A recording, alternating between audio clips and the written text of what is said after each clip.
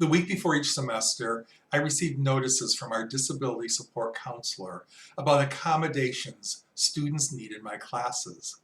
Although I read the accommodations notices, I don't worry much about student accommodations. The reason I don't worry much is because I have already incorporated the most requested accommodations as standard practices available to all students. Before discussing the specifics of accommodating students in my classroom, I want to reflect on non-academic accommodations, such as having ramps next to stairs.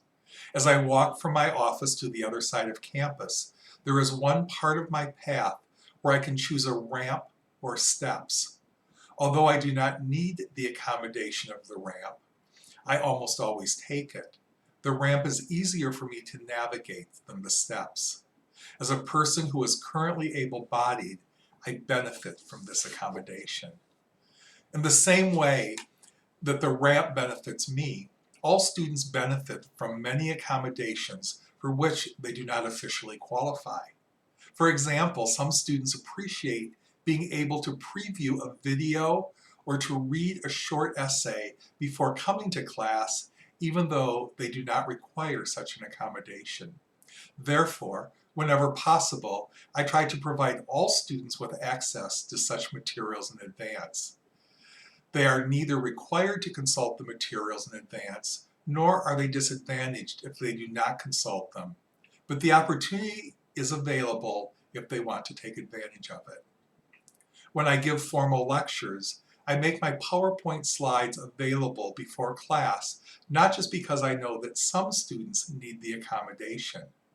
I also know that most of the students who consult the PowerPoint before class or print it out to make it easier for them to take notes do not officially qualify for accommodations, yet they still benefit from having the presentation available in advance. Instead of giving timed exams, I have students do projects to demonstrate their learning. As a result, there is no need to worry about who in the class qualifies for extra time or requires a different room to take the exam. And all students benefit from the increased learning which projects provide over formal exams. By making these accommodations available to all students, I also cut my workload. It is easier to post my PowerPoint in one of our course management systems than it is to remember to send it out to certain students who requested the accommodation. In the same way, it is easier to send the entire class an email about a forthcoming video or essay than it is to send an email to the one or two students who require such an accommodation. Although I don't need to worry much about accommodations for specific students because the accommodations are already built into the course, there are two types of accommodations about which I do need to worry. First, there are accommodations that are not routine. Although I have begun routinely printing certain handouts in 14-point type, it is not feasible or even helpful to most students to have everything printed in such a large font. While a deaf student might benefit from a transcriptionist, there is no benefit to trying to make transcriptionists available for everyone. Some accommodations cannot be realistically incorporated into the class for all students. However, for students who require such accommodations, I want to make sure that those students get the accommodations they need.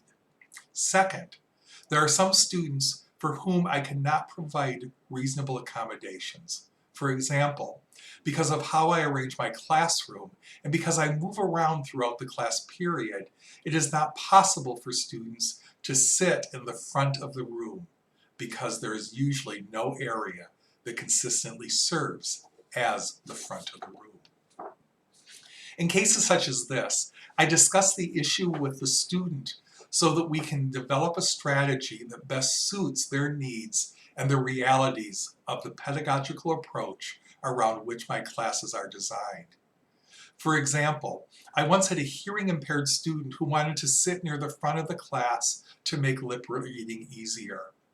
While the request itself was not possible, I made sure that wherever I was standing in the classroom, that I was looking at that student so that they could lip read. Because I have already integrated the most common accommodations into my classes, I don't need to worry much about providing accommodations to students who qualify for them. However, even if I did not care about student success, by incorporating as many accommodations as possible as standard components of the class, I make my job easier. Because I have structured courses in which I don't need to worry much about accommodations, my students and I both benefit.